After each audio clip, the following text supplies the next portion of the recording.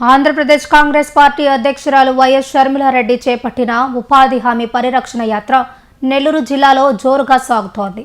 కావలి మండలం ఆముదాలదిన్నె గ్రామంలో నిర్వహించిన ఈ కార్యక్రమంలో షర్మిలారెడ్డి పాల్గొని కేంద్ర రాష్ట్ర ప్రభుత్వాలపై విరుచుకుపడ్డారు. తన తండ్రి వైఎస్ రాజశేఖర రెడ్డి ప్రవేశపెట్టిన ఉపాధి హామీ పథకాన్ని కూటమి ప్రభుత్వం మరియు కేంద్రంలోని బీజేపీ నిర్వీర్యం చేస్తున్నాయని ఆమె మండిపడ్డారు. నియోజకవర్గ ఇన్ఛార్జ్ పొదలకూరు కళ్యాణ్ ఆధ్వర్యంలో జరిగిన ఈ సభకు జనం భారీగా తరలివచ్చారు. కావలి నియోజకవర్గంలో వైఎస్ షర్మిలారెడ్డి పర్యటన ఉత్సాహంగా సాగింది. ఆముదాలదిన్నె గ్రామానికి చేరుకున్న ఆమెకు మహిళలు హారతులు పట్టి పూల వర్షంతో ఘన స్వాగతం పలికారు. ఈ సందర్భంగా జరిగిన బహిరంగ సభలో షర్మిలారెడ్డి మాట్లాడుతూ తన తండ్రి వైఎస్ రాజశేఖర రెడ్డిని ప్రజలు నేటికి దేవుడిలా ఆదరించడం చూస్తుంటే గర్వంగా ఉందన్నారు. వైఎస్ఆర్ బాటలోనే నడుస్తూ ప్రజలకు సేవ చేస్తానని, కాంగ్రెస్ పార్టీని ఆశీర్వదించాలని ఆమె కోరారు.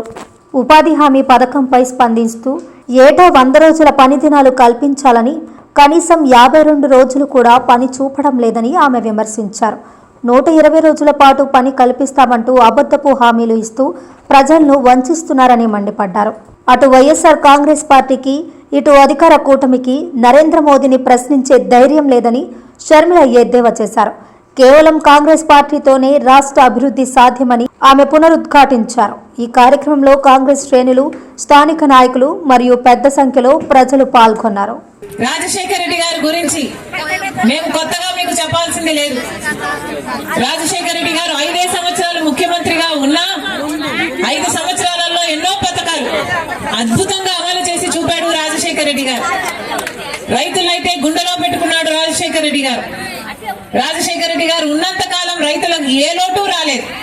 ఒక మద్దతు ధర అయితేనేమి, గిట్టుబాటు ధర అయితేనేమి, ఎరువులు గాని, విత్తనాలు గాని ఏ కొరత లేకుండా, అసలు సబ్సిడీ అయితే ఏమి, లేకపోతే బీమా ఇస్తే ఏమి, ఇలా ఏ సమస్య రాకుండా చూసుకున్నాడు రైతుల్ని. రైతులకి ఉచిత విద్యుత్ ఇచ్చింది కూడా రాజశేఖర రెడ్డి గారు.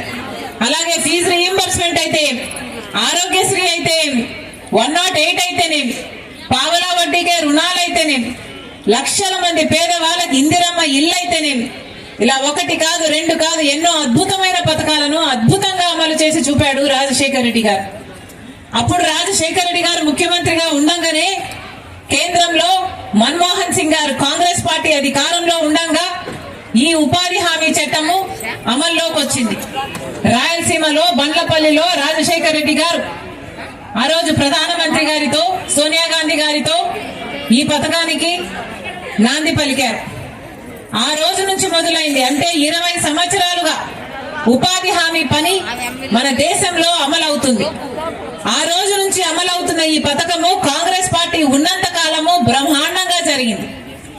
మరి ముఖ్యంగా రాజశేఖర రెడ్డి గారు ముఖ్యమంత్రిగా ఉన్న రోజుల్లో అయితే 1,10,000 జాబ్ కార్డులు ఉన్నాయి. అంటే కుటుంబానికి 2 పనికి వెళ్ళినా 1,10,00,000 జాబ్ కార్డులు ఉన్నాయి. కుటుంబానికి 2 పనికి వెళ్ళినా 2,25,00,000 మంది ఉపాధి హామీ పనికి వెళ్లే వాళ్ళు ఆ రోజుల్లో. ఆ రోజుల్లో రాజశేఖర రెడ్డి గారు ముఖ్యమంత్రి ఉండగా ఉపాధి హామీ పథకానికి ఆటో ఛార్జీలు కూడా ఇచ్చేవాళ్ళు, మజ్జిగ ఇచ్చేవాళ్ళు. మొన్న అక్క చెప్తుంటే ఒక ఊర్లో అమ్మ రస్నా కూడా ఇచ్చేవాళ్ళట. రస్నా తెలుసా? రస్నా గుర్తుందన్నా? మంచినీళ్ళు అయితేనేమి, గర్భిణీ స్త్రీలకు ఏదైనా సౌకర్యాలు అయితేనేమి, పేదవాళ్ళకైతేనేమి, ఇలా ఎక్కడ ఏ అవసరం ఉన్నా రాజశేఖర రెడ్డి గారు అక్కడ వాళ్ళకి లోటు లేకుండా ఉపాధి హామీ పనిని జరిపించారు.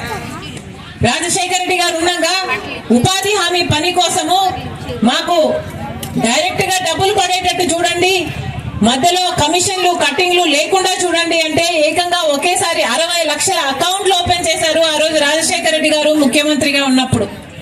ఆడవాళ్ళు మాకు కూడా సమానమైన వేతనాలు ఇవ్వండి, ఉపాధి హామీలో మగవాళ్ళంత పని చేయలేకపోయినా బిడ్డల భారం మా మీద ఉంది, కుటుంబాలు నడుపుకోవాలి అని చెప్తే రాజశేఖర రెడ్డి గారు ఆ రోజు ఆడవాళ్లకు కూడా సమాన వేతనాలు ఇచ్చేటట్టు చూశారు ఉపాధి హామీ చట్టంలో. అమ్మ ఉపాధి హామీ పని మీకు అవసరం, మీకు కావాలి, పని కావాలి, కానీ పని పెట్టట్లేదు. పని పెట్టినా పేమెంట్లు ఇవ్వట్లేదు.